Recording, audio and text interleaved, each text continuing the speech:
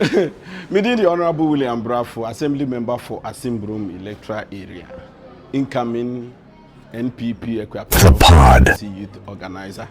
Me defa akwanya we so, and na akwakoye ennanom nyina ada, na emi ada yi.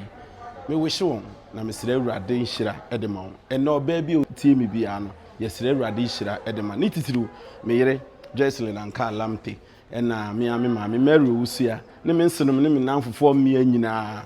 Yesire Nyankopon nhira edemam se onyem kese pa amen ye mofra no ne ye pechin pa enti echin no so de bibia bi wombi na emom obeban na efia yedin ye hu se hwa yedin na yes asem wo yetumi betena dan na echi ya for some time na ade be sana ade be chine de na kakra de akọwirim nti ye kaisa no many nyina no ene ehye yonkran so we want to tell our parents, our mothers that we are so grateful for how far they have brought us.